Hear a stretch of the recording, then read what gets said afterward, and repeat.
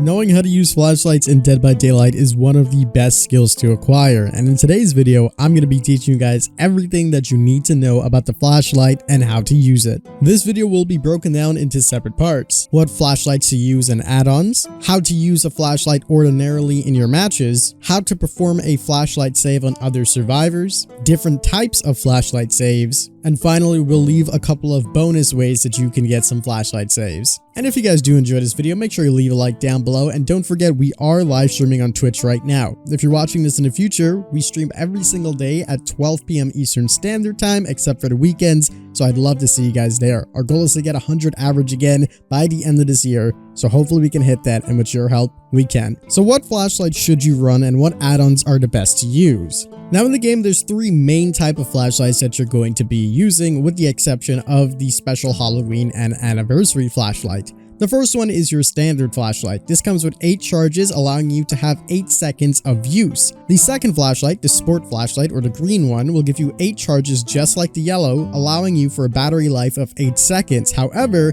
it also has an increased aim accuracy of 20% and a decreased battery depletion of 11%. This makes this a little bit more viable than the yellow one. And finally, we have the utility flashlight. This is going to give you 12 charges, allowing you for 12 seconds of use while also increasing the beam's brightness by 30%, increasing the blindness duration by 15%, and reduce your aim accuracy of 20%, which realistically means nothing. So if you're just playing your regular matches of DBD, you can use pretty much any flashlight. If you want 4 extra seconds of charges, go for the utility flashlight. Otherwise, I would recommend using the sport flashlight if you have excess amounts, but all in all, it doesn't really matter as they all do the same exact thing. Now let's talk about what add-ons you should run. Now I'm going to make this really simple for you. Most of the add-ons for the flashlights don't really help it except hinder it, and the ones that do have some slight benefits, realistically you don't need or won't be using. The best add-ons that you can possibly run for the flashlights are all of the batteries: the regular brown battery, the heavy-duty battery that is yellow, and the long life battery that is green. If you do want to spice some things up, the 3 next add-ons I would recommend is the Intense Halogen, the high-end Sapphire lens, and then of course you have the Ultra Rare, which is the odd bulb. If you're looking for the best bang for your buck, what I recommend is taking any battery and make sure that this is in your first slot, and then combining that with probably the best add-on for the flashlight, the low amp filament. This is a yellow add-on that will decrease the battery depletion rate of a flashlight by 20%. So combining a purple flashlight with a long life battery and a low amp filament will give you quite a lot of time to use that beamer. And again, if you want to go a little bit cheaper, you can use any standard battery with a low amp filament, or if you don't have any low amp filaments, knock on 2 batteries in there to add some extra time. So now that we have the flashlight, now it's time to run into a game. How do we successfully use this flashlight? The best way to use the flashlight is to blind the killer when they're locked in position. These will be when they're breaking a wall, breaking a pallet, kicking a generator, or vaulting. All of these times, the killers will be forced into an animation where they can't look up or down to avoid your beam. At this point in time is when you want to use the flashlight. You can use this to buy yourself some extra time, especially if you have some of the blindness duration or brightness add-ons in order to give yourself some time to run away. The best place to use this is when a killer is breaking a pallet. You can always get a blind, and at that point you can use the extra seconds to go to another vault or pallet location that's safe for you, or you can even walk past the killer while they're blinded in order to gain distance in the other direction, which oftentimes confuses some of the killers. Now aside from that, as I said, you can use this to blind killers at vaults in order to buy some time and then re-go over that vault. You can also use this when they're kicking generators, etc., to give you some extra time. Some special uses of the flashlight is that you can actually hold the flashlight on a wraith while they're invisible, or a nurse while they're holding their blink in order to burn them. This will cause them to automatically get stunned if you can get this right. Don't forget that you can also use the flashlight on hag traps to get rid of them, and the crows that the artist summons to get rid of them as well. So those are the standard uses of the flashlight that you're going to get every single game. But now let's talk about something else: how to successfully get a flashlight save on another survivor. This is where a little bit of timing, accuracy, and skill comes into play in order to perform a save. Performing a flashlight save is stunning the killer at the exact moment that they have movement of their character while they're picking up a survivor. Essentially, when the survivor is being picked up, the killer is locked into animation. If you blind the killer during this time and you manage to get the beam to blind them directly when they have mobility of their character, it will result in a stun, and as we know, if the killer is stunned while carrying a survivor, they will drop them, resulting in a flashlight save. Now you need to be careful, because if you do end up blinding the killer a little bit too early, the beam will happen and the stun will happen before they have mobility of their character, making it so that you won't save them, and if you do it too late, they will have an opportunity to look up, so you won't blind them. So in order to get this at the exact moment, we need to figure out what timing we should start the beam. Keep in mind that no matter what add-ons you're running or what flashlight you're using, this timing will be exactly the same. And I highly advise you not to use the wide lens or the focus lens when you're trying to get these saves, as this can really mess with your flashlight. And don't use the broken bulb, obviously. So in the background, what you're seeing is a perfect flashlight save. With the new update that recently came out, it gives you a 0.5 second window to actually have a little bit of wiggle room to perform this flashlight save.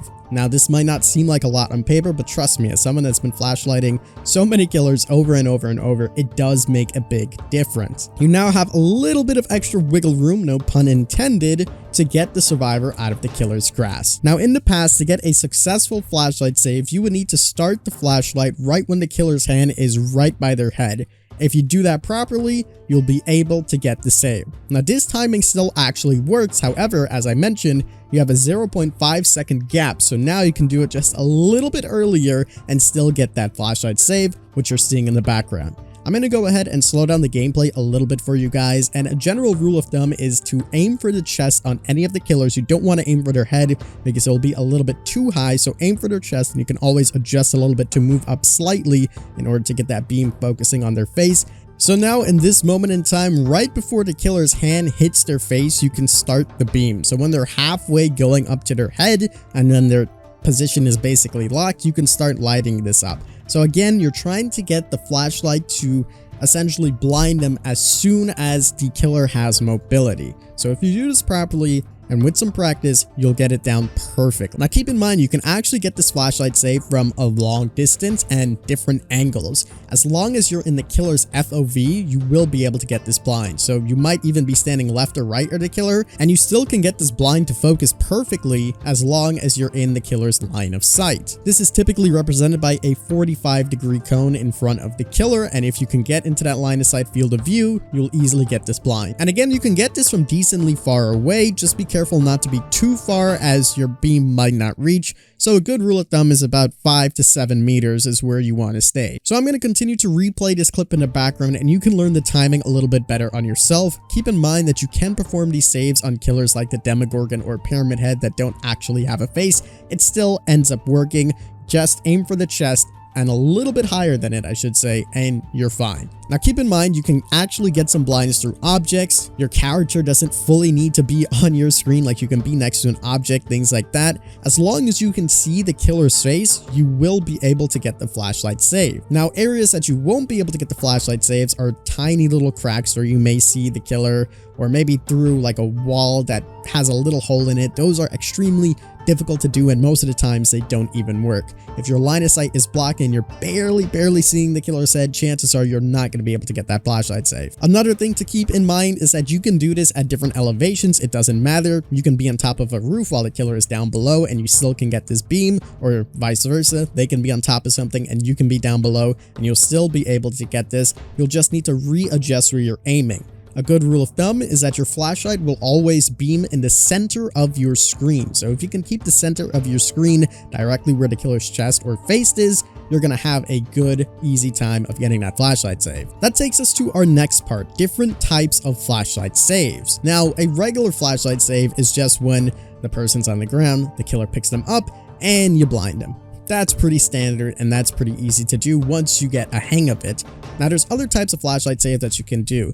These are going to be the flashlight saves that you can get when a killer pulls someone off of a vault or when they pull them off of a generator. Again, the timing is essentially the same thing. The animation will be a little bit different, obviously, but overall, it will be the same exact thing. As soon as the killer is about to put them on their shoulder, right when their arm is in between, fully going up to their head and right on their shoulder, their hand that is, that's when you want to aim that flashlight and get the beam going. Now, another thing I don't highly recommend, but you still can potentially do, is if you blind the killer a little bit too early, if you try to stack the blind, which essentially is blinding them right after you finish the blind, not immediately, you have to wait a few seconds, but if you manage to do that, sometimes the killer isn't fully looking up and you can manage to actually beam them. Now again, this will take a lot of charges, so I don't fully recommend doing this, but you can stack the blind essentially on a killer in order to readjust or reattempt to get that flashlight save. This is also nice to do whenever you're at a pallet and you're blinding a killer. Whenever you got a save,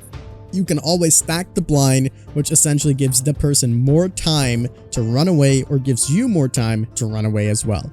That takes us to our next point of special flashlight saves. Now, sadly, you can no longer get locker saves in DBD. They have removed that, and that's why we have the 0.5 second extra time. You can't get those locker saves, which means there's not a lot of text. I'm going to teach you guys a common tech that you guys can do that, in the right circumstances, could work out quite well for you.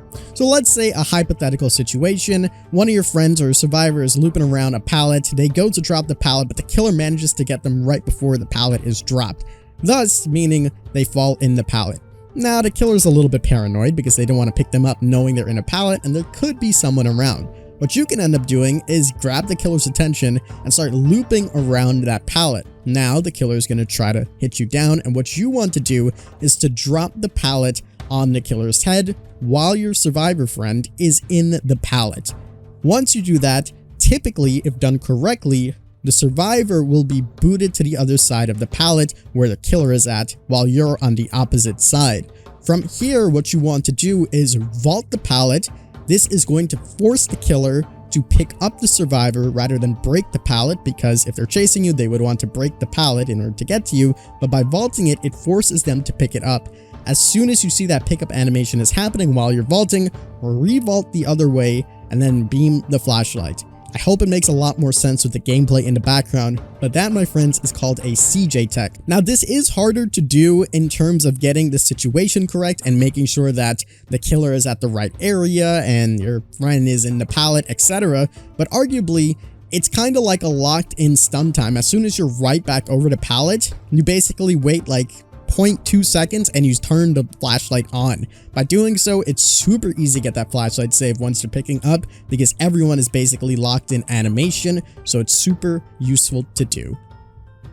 Now again, be careful with this because some killers might know that you're doing this. You don't want them to grab you while you're at the pallet, but it's a nice little thing to practice because you never know when this can happen. And there you go, my friends. That is everything you need to know about flashlights with the new updated timing. I hope this video helped you, and in your survivor adventures, you can get some awesome flashlight saves. I hope this is the video that you watch and you can go on to save all of your friends in the games, and this will be essentially the story. You'll be like, hey, that one time I watched King's video, and that's how I learned how to use flashlights. Hopefully that is the case. That would be quite awesome. And if this video did help you, or you come back to this video one day in the future and you're like, hey, this video helped me out so much, make sure you leave a like down below and subscribe for some more awesome Dead by Daylight content. And don't forget to check out our Twitch as well. We are really trying and grinding to get back to 100 viewers and become a consistent streamer, so I'd love to see you guys there. And with that being said, that is going to do it for me. I've been your host, The King, and as always, I tip my crown to you guys, and we'll see you in the fog.